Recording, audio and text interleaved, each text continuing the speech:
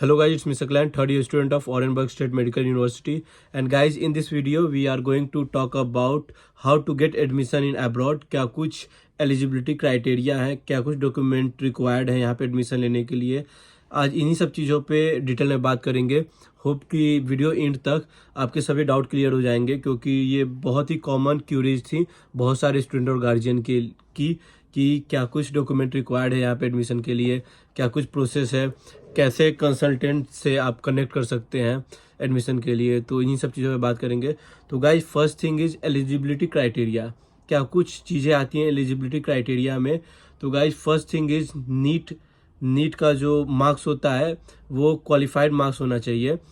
तो वो बहुत ही कम होती है, ऑलमोस्ट 130-140, डिपेंड करता है आपके कैटेगरी के अकॉर्डिंग।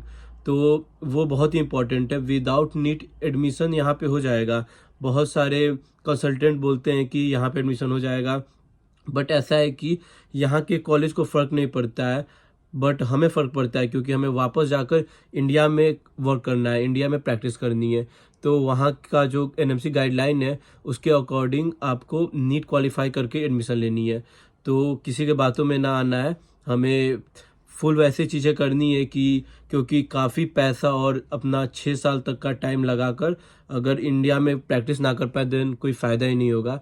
तो उसके लिए प्रॉपर गाइडलाइन को फॉलो करते हुए ही एडमिशन लेना है। तो फर्स्ट थिंग वही हो गया, अपना नीट का qualifying marks. Second thing is आपका सब्जेक्ट कौन सी होगी। तो सब्जेक्ट होगी पीसीबी, जिसमें आपका 12th में 15% मार्क्स होने चाहिए, 50% मार्क्स से ज़्यादा। And third thing is age आपका 17+ होनी चाहिए एडमिशन करते टाइम। तो यही सब कुछ चीज़ें हैं जो कि रिक्वायर्ड है यहाँ पे एडमिशन करने के लिए। तो इन सब चीज़ों को आप अगर फॉलो करेंगे देन ईजिली आप यहाँ पे एमबीबीएस करके फिर वापस इंडिया में प्रैक्टिस कर सकते हैं। और गाइस, डॉक्यूमेंटेशन के लिए क्या कुछ चाहिए होती है, तो उसमें फर्स्ट थिंग सबसे इम्पॉर्टेंट यही है कि पासपोर्ट के लिए अप्लाई कर देना चाहिए, क्योंकि काफ़ी टाइम लेता है वो बनने के लिए। फिर वेरिफिकेशन का भी प्रोसेसेस होते हैं, तो इन सब चीज़ों के लिए पहले ही अप्लाई कर देना बेस्ट है। बाकी जिस कंसल्टेंट के थ्रू आप आ रहे हैं उसको डॉक्यूमेंट सेंड करने होते हैं, जैसे कि आपके मार्कशीट भेजने होते हैं और उसके ओरिजिनल मार्कशीट भी भेजने होते हैं। तो ये काफ़ी इम्पॉर्टेंट चीज़ है। तो ऐसा करना चाहिए कि काफ़ी ट्रस्टवर्दी कंसल्टेंट चूज करना चाहिए कि आपके साथ कुछ फ्रॉड ना हो, क्योंकि आपका जो कंसल्टेंट है उसके पास आपका ओरिजिनल डॉक्यूमेंट जा रहा है। तो काफ़ी ध्यान देकर चूज करना चाहिए। आप मेरे से भी कांटेक्ट कर सकते हैं एडमिशन के लिए। तो ये सब कुछ चीज़ें हैं।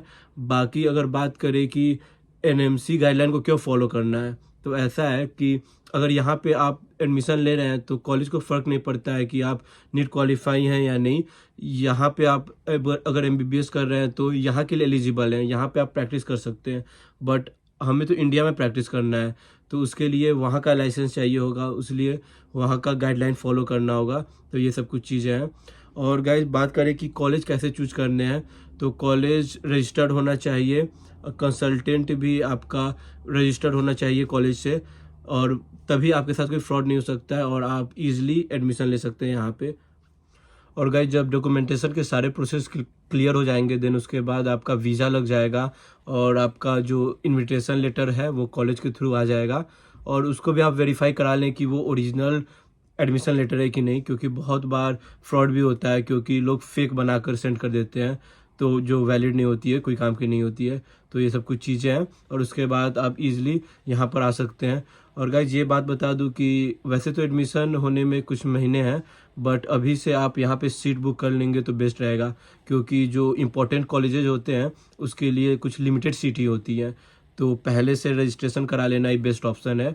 तो यही सब कुछ चीज़ें हैं। होप ये काफ़ी हेल्पफुल होंगे, तो ये वीडियो काफ़ी हेल्पफुल होगी। तो मिलते हैं अगली वीडियो में, तब तक के लिए bye. Do like, subscribe and share. If you have any question then you can message me and you can ask me in comment section also. तो गाइज, मिलते हैं अगली वीडियो में, तब तक के लिए बाय।